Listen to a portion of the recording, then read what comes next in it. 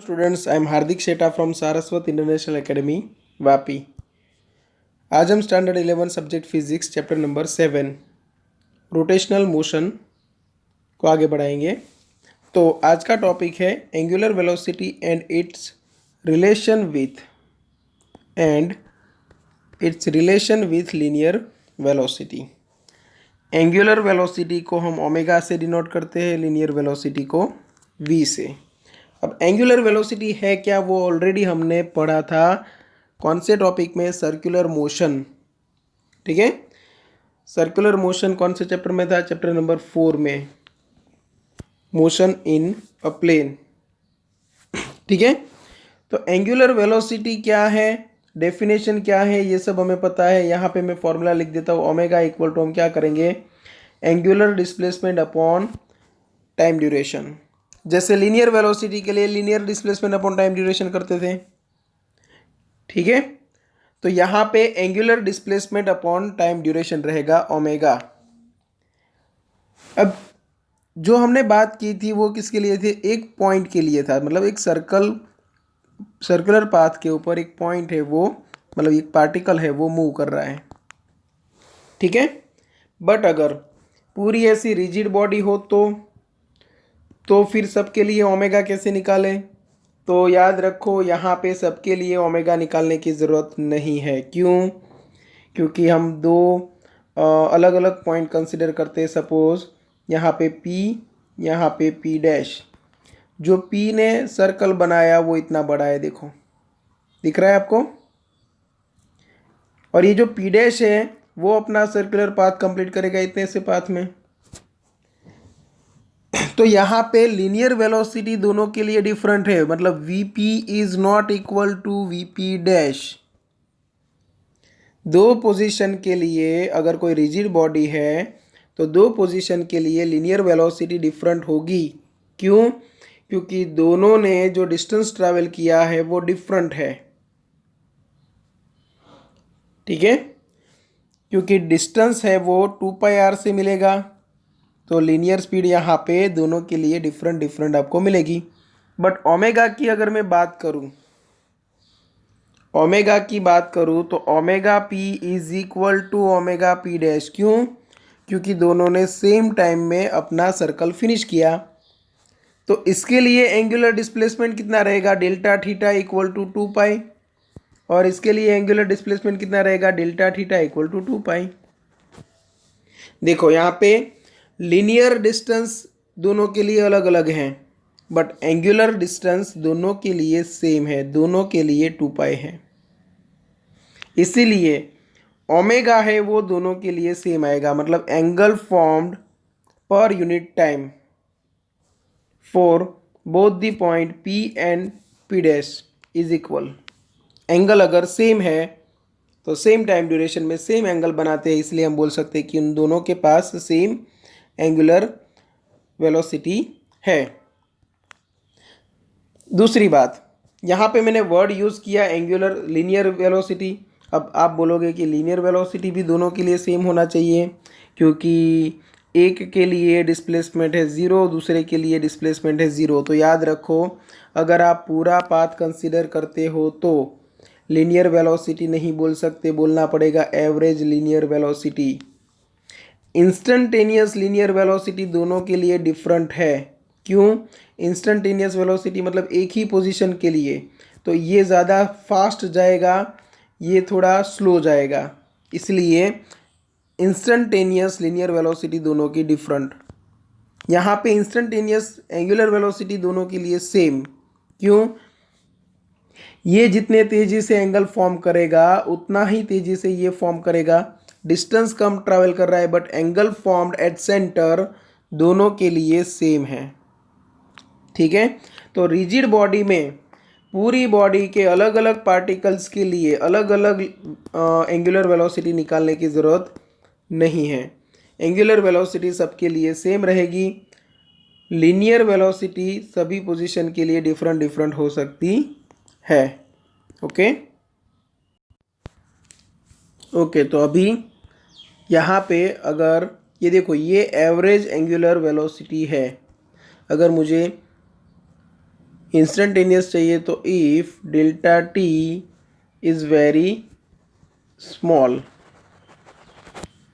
तो फिर मुझे इंस्टेंटेनियस एंगुलर वेलोसिटी मिल जाएगी D theta by D T.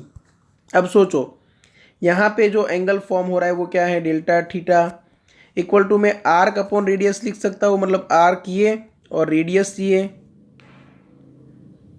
तो मैं डी एक्स बाई आर भी तो लिख सकता हूँ। क्यों? क्योंकि अगर सर्कुलर पाथ के ऊपर एक छोटी सी आर्क लगाऊँ मैं स्मॉल टाइम ड्यूरेशन के लिए, एक छोटी सी आर्क, तो वो आर्क और वो चेंज इन पोजीशन सेम हो जाएगा। तो यहाँ पे मैं लिख सकता हूँ D X divide by R divide by D T. तो यहाँ पे मैं लिख सकता हूँ 1/r dx/dt, और dx/dt मतलब वेलोसिटी हो गया, मतलब 1/r इंटू वी। तो यहाँ से हमें रिलेशन मिला v equal to R omega, v equal to R omega. But ये जो हमें रिलेशन मिला है वो सिर्फ मैग्नीट्यूड के लिए है, हमें चाहिए डायरेक्शन के लिए भी। ठीक है, अब डायरेक्शन के लिए क्या कर सकते हैं, तो उसके लिए कोई एक पोजीशन ध्यान में लो, कोई एक पोजीशन ध्यान में लो। सपोज मैं एंगुलर वेलोसिटी फाइंड करना चाहता हूँ ये पोजीशन के हिसाब से ओ। ठीक है, तो पहले डायग्राम अच्छे से पढ़ लेते हैं। फर्स्ट डायग्राम था वो v equal to R omega तक आपको लेके जाएगा। तो डायग्राम ये रिजिड बॉडी का है, उसके ऊपर एक कोई पार्टिकल p दिखाया हुआ है, उसका पोजीशन वेक्टर r है with respect to centre c। ये जो है पॉइंट वो किसका है, एक्सिस के ऊपर है। ठीक है, rotation about fixed axis, a particle p of a rigid body rotating about the fixed axis moves in a circle with center c on the axis। Okay, फिर यहाँ पे ये डायग्राम में ध्यान में लो, यहाँ पे क्या देखना है, the angular velocity vector omega is directed along the fixed axis as shown.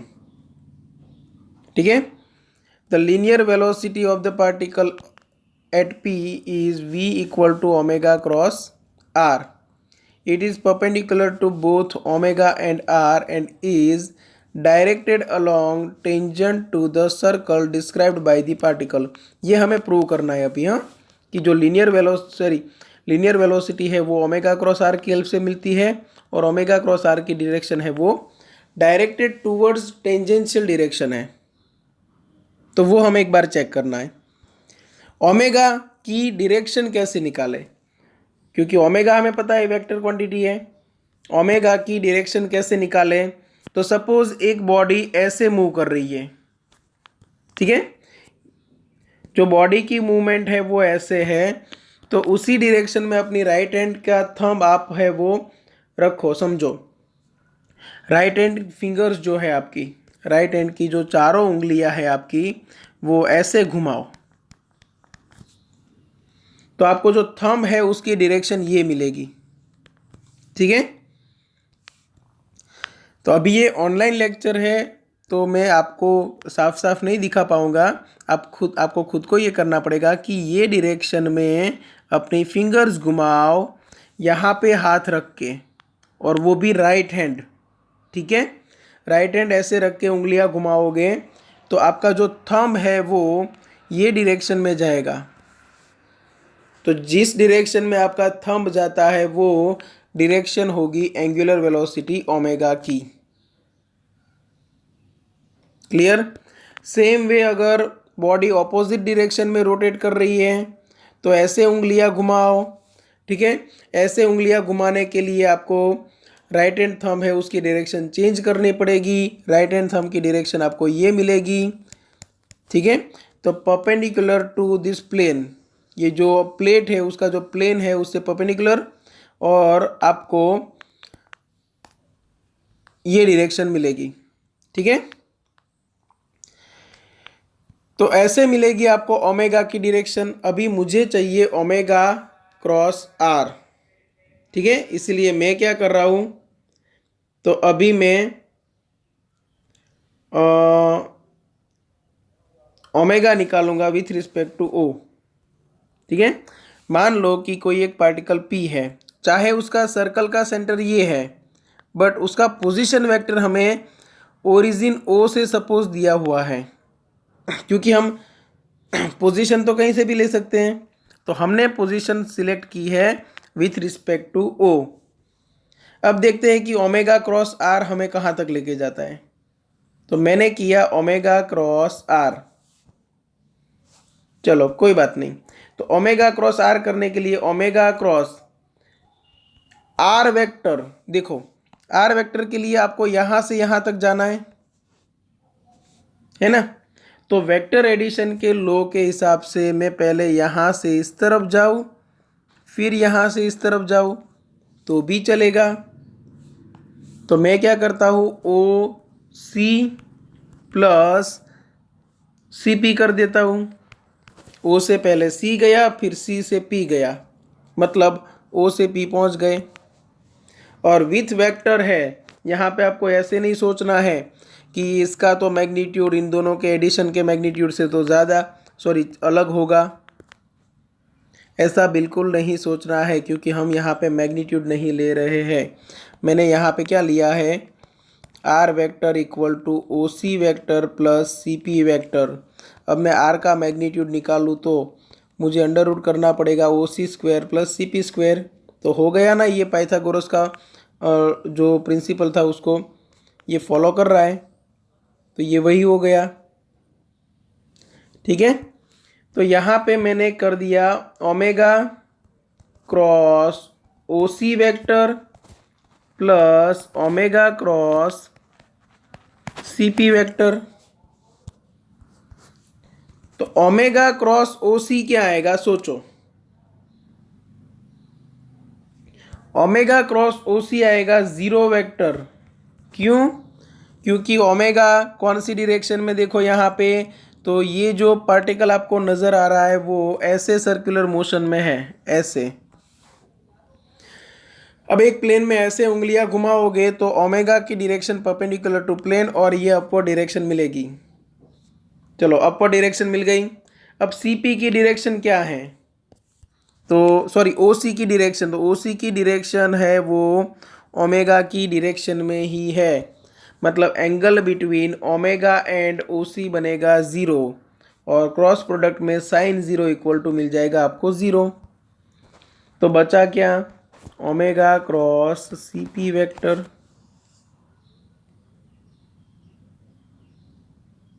ठीक है, ओमेगा क्रॉस सी पी मिला। और सी पी क्या है, देखो यहाँ पे आर परपेंडिकुलर से दिखाया हुआ है। सी पी है वो क्या है, आर परपेंडिकुलर। अभी देखो सी पी वेक्टर और ओमेगा वेक्टर दोनों परपेंडिकुलर टू ईच अदर हुए, तो दोनों के बीच में एंगल बना 90 डिग्री। तो साइन 90 इक्वल टू क्या बन जाएगा, 1।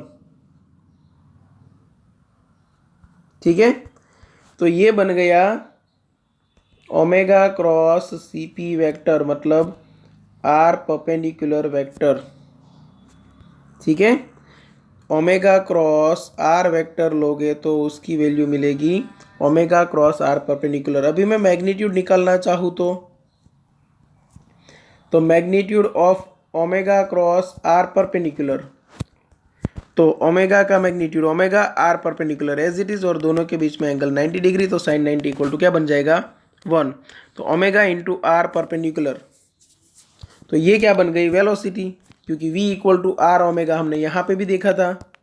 वो किसके लिए था, यही सर्कल के लिए था। डिस्टेंस भी देखो सेंटर से ही था, यहाँ पे भी डिस्टेंस देखो आर परपेंडिकुलर कहाँ से है, सेंटर से। तो इसका मतलब क्या हुआ कि ओमेगा क्रॉस आर है वो हमें क्या देता है, angular velocity, sorry linear velocity. तो omega hence omega cross R vector equal to हम लिख सकते हैं वेलोसिटी। क्यों? क्योंकि यहाँ पे मैग्नीट्यूड तो सेम है ही, बट डायरेक्शन की बात करें तो चलो ओमेगा क्रॉस आर की डायरेक्शन क्या निकलेगी सोचिए। तो मैं किसी एक पोजीशन पे बात करता हूँ, तो मुझे ये आर वेक्टर है ना, आर परपेंडिकुलर, ये ऐसे जा रहा है, तो मैं पी से अगर ड्रॉ करूँ तो ऐसे आर वेक्टर जाएगा,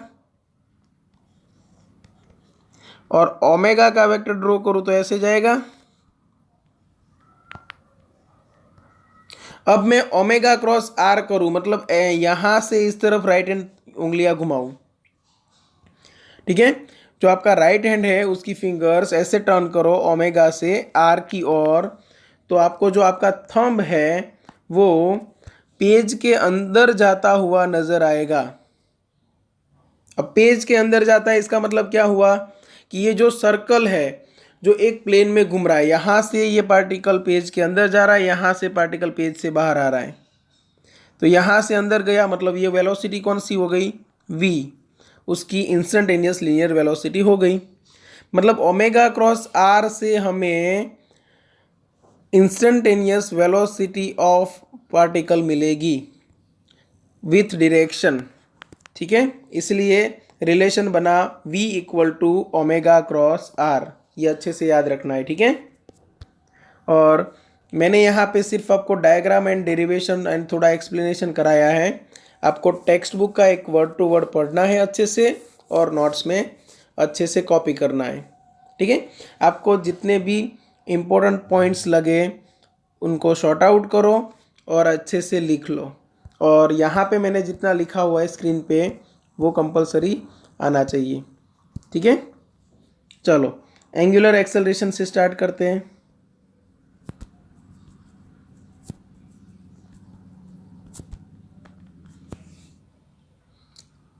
एंगुलर एक्सेलरेशन क्या है, तो एंगुलर एक्सेलरेशन सेम जैसे लीनियर एक्सेलरेशन के लिए हम क्या करते थे, dv/dt, ठीक है। विथ डायरेक्शन करना चाहो तो भी कर सकते थे। Same way angular acceleration alpha equal to क्या बनेगा, d⍵/dt। और अगर मैग्नीट्यूड चाहिए तो अल्फा इक्वल टू d⍵/dt, ठीक है। दूसरा फॉर्मूला भी हम बना सकते हैं, alpha equal to d/dt। Omega की जगह पे मैं क्या लिख सकता हूँ, d∼/dt।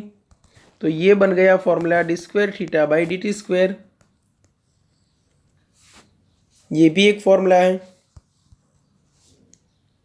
ठीक है। तो ये एंगुलर एक्सेलरेशन के लिए याद रखना, ओके। चलो यहाँ तक सब कुछ क्लियर होगा। अब एक न्यूमेरिकल है वो देख लेते हैं। एग्जाम्पल 7.4 क्या बोला गया है, देखो, find the scalar and vector product of two vectors. चलो दो वेक्टर है हमारे पास, A vector and B vector. तो सबसे पहले हम फाइंड करेंगे स्केलर प्रोडक्ट।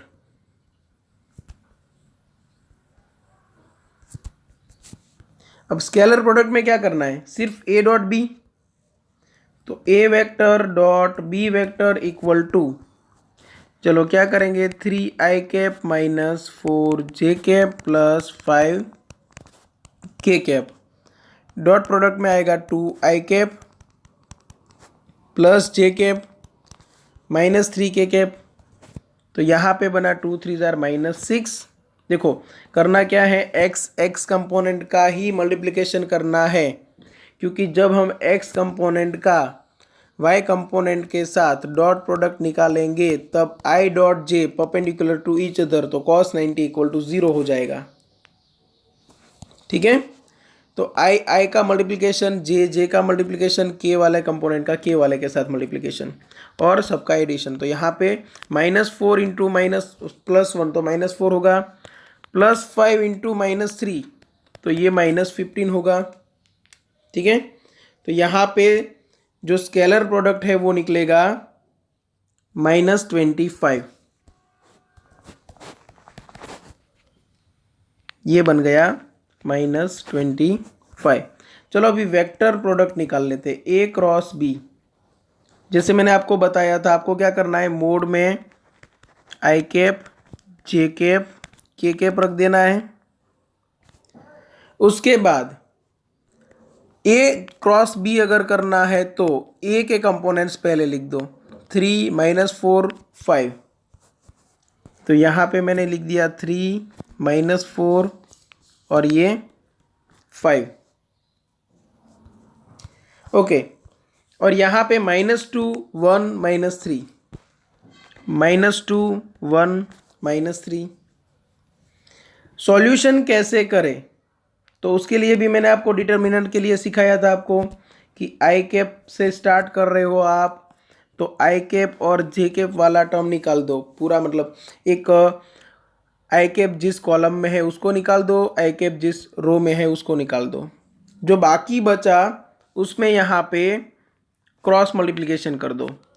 तो क्या करोगे, -4 into -3 that is 12,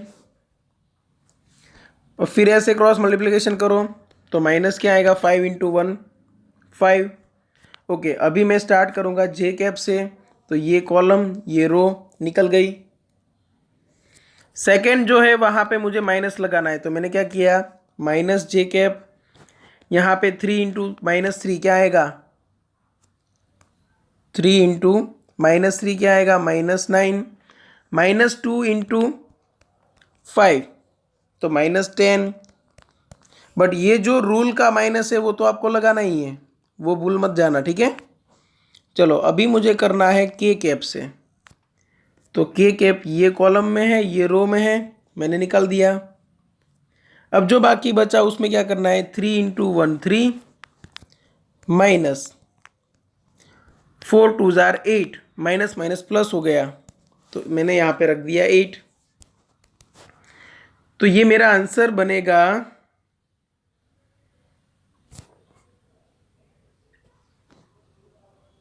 7 I cap